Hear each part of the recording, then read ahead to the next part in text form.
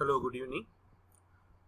From tip 51 to 59, we have to learn certain things regarding before starting the project, what are the important things we have to take care.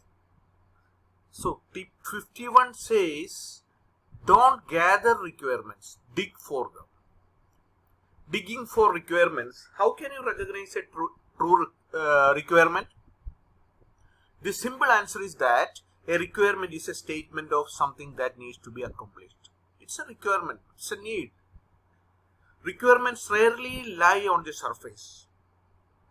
They are buried deep beneath layers of assumptions, misconceptions, and politics.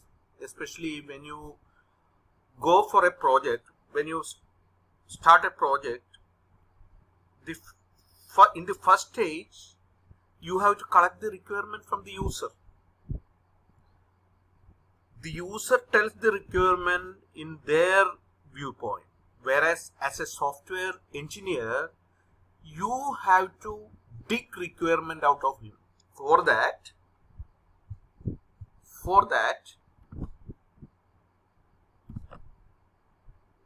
there is a simple technique for getting inside your user's requirement that is in used often enough. Become a user. That is the technique. Become a user.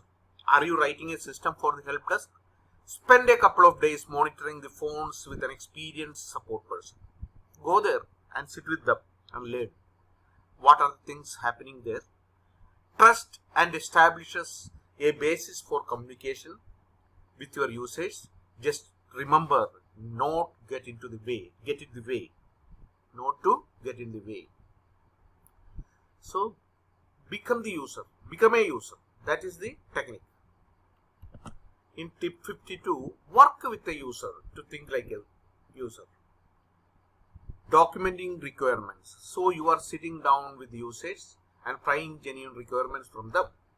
You come across a few likely scenarios that describe what the application needs to do. Ever the professional, you want to write this down and publish a document that everyone can use. A basis for discussion. The developers, the users, and the project sponsors. Here, use cases. Using use case diagram, you can represent the scenario which you have to convert real world to the software world. That is tip 52. Over specifying. Good requirements documents remain very abstract. It's an abstract. No need of describing too much on that. Requirements are not architecture. Requirements are not design, nor are they the user interface. Requirements are need. It's only need. We have to meet their needs. Tip 53 says, abstractions live longer than details. Invest in the abstraction, not the implementation. Abstractions can survive the barrage of changes from different implementations and new techniques. Because user need not know what technology you are going to use to solve their problem and what methodology you are going to use. That is all your internal business. So that you take the requirement from the user in an abstract form, not in a detailed form. Just one more way for thin mint. What can we do to prevent requirement from creeping up on us? That is scope creep, it is called. Requirement creep means scope creep. Scope is increasing day by day. That should not happen because your project schedule will suffer. The key to managing growth of requirements is to point out each new feature's impact on the schedule to the project sponsor. That is, if it goes like this, project will not end up in time, and we have to charge further. You tell clearly this to the sponsor of the project. Use a project glossary. It is very hard to succeed on a project where the users and developers refer to the same thing by different names, or even worse, refer to different things by the same name. To avoid this problem, create and maintain a single source of all the specific terms and vocabulary for a project. You maintain a glossary. Get the word out. By presenting requirements as a hypertext document, we can better address the needs of a diverse audience. We can give each reader what they want. That is, when you go to a client's premises, you can have a talk with all the customers, because different people may require different things. To get a better idea from different people, publishing project documents to internal websites for easy access by all participants, and get the word out of all those participants.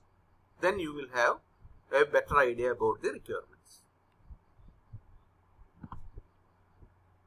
Tip 55. Don't think outside the box. Find the box. If you cannot find the solution to a problem, step back and ask yourself these questions. What are the questions? Is there an easier way? Are you trying to solve the right problem? Or have you been distracted by a peripheral technicality? Why is this thing a problem?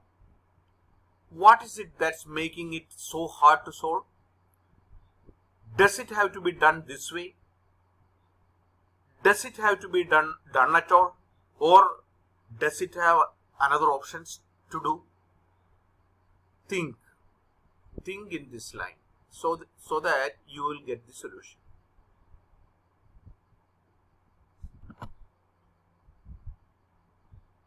That is when you step back a pace and ask yourself these questions. Is there an easier way? Are you trying to solve the right problem, or have you been distracted by a peripheral technicality? Why is this thing a problem? All these questions we have described, and find out different options. Then give that options to the customer. Let them select. Listen to nagging. Tip 56. Listen to nagging doubts. Start when you are ready.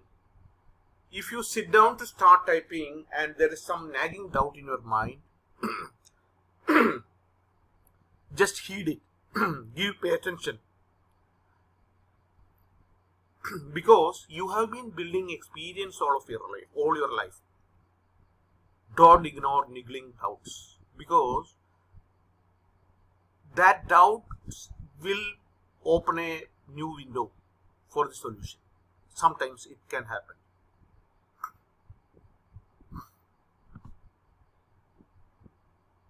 Specification trap. Writing a specification is quite a responsibility. You should know when to stop. You must know when to stop the specification.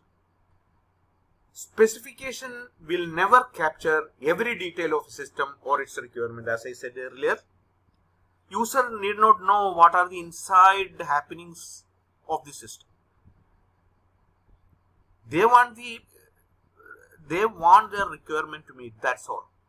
They will tell you the requirement, and your duty is to prepare a software or develop a software and get the customer satisfaction. A design that leaves the coder no room for interpretation robs the programming effort of any skill and art. Here comes tip 57. Some things are better done than described. All the things cannot be described, because the expressive power of language itself might not be enough to describe a specification. Here you can use a prototype.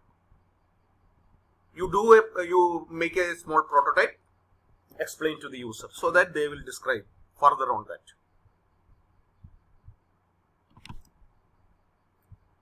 Tip 58. Don't be a slave to formal methods. Formal methods have some serious shortcomings. Here, diagrams are meaningless to the end users. They have no use with the diagrams. show the user a prototype and let them play with it, so that they will have more idea, they will give a feedback, useful feedback to you. Formal methods seems to encourage specialization. It may not be possible to have an in-depth grasp of every aspect of a system. So yes, formal methods seem to encourage specialization. It may not be possible to have an in-depth grasp of every aspect of the system. So some aspect of the system may not be solved with the formal methods. In that case, your discretion is very important. As a software engineer, your knowledge and skill has a major role here. You need not be a slave to formal methods. You can adopt your own methods. We like to write adaptable dynamic system using metadata to allow us to change the character of application at runtime. But most current formal methods don't allow it. That's another problem. To change the character of applications at runtime, you can write adaptable dynamic systems using metadata. But in formal methods, it is not allowed. Don't blindly adopt any technique without putting it into the context of your development practices and capabilities. Before adopting any methods, you have to check that whether you have some experience with it. Then do it. Otherwise, don't do it.